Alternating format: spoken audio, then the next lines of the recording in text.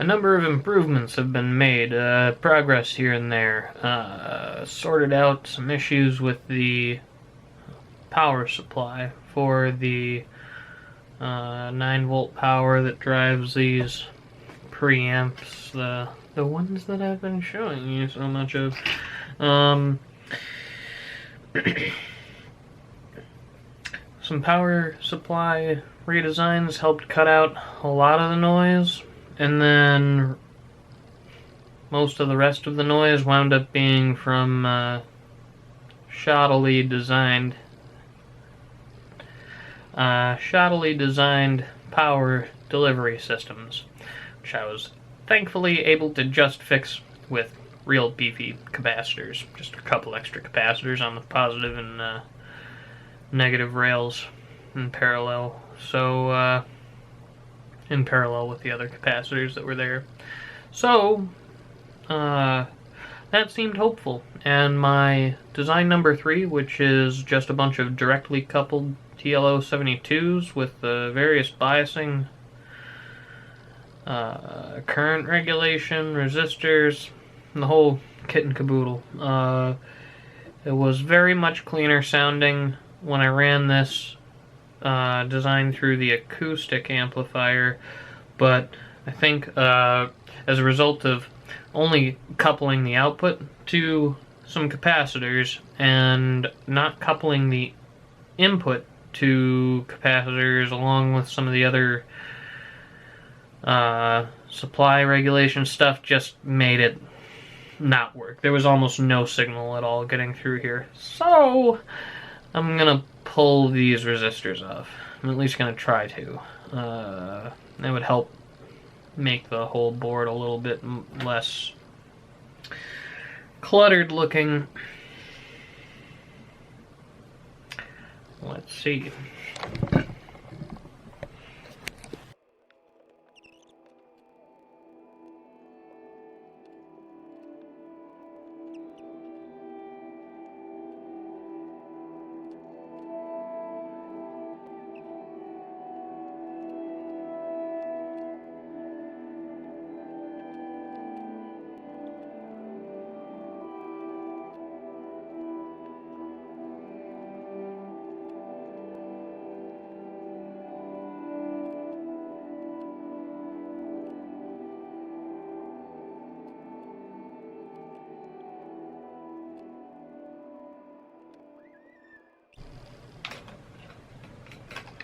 Close to success. It's been many hours since I've been playing the guitar. It's been so nice. Very nice. Bueno. Nearly great. I was almost surprised. As if I hadn't been working on it for the last 3 months. Constantly. All I've been thinking about.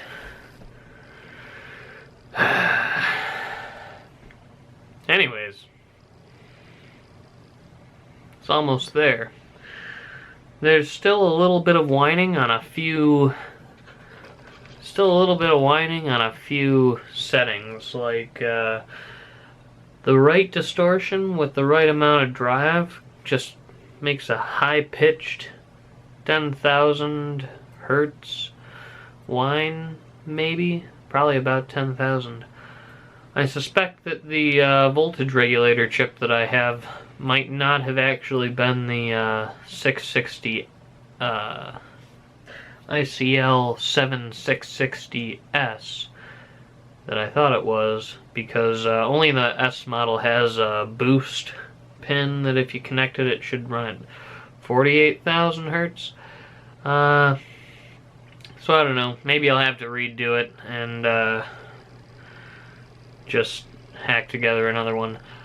But the other thing that I was thinking about was I still have some 10 microfarad capacitors hooked up in parallel with the larger 330 microfarad capacitors. The 330s, I think, is what gave it the majority of the levelness in the overall noise on the piezo channel. And I'm wondering if still having the 10 microfarad caps there is possibly causing trouble. So I'm gonna look at maybe removing them. I'm also gonna make sure that I've got the boost pin wired correctly, because it's a 7660S and the boost pin is wired. The frequency should be many times higher than the human hearing works, so I shouldn't be able to hear that whine. Oh well, let's see what happens.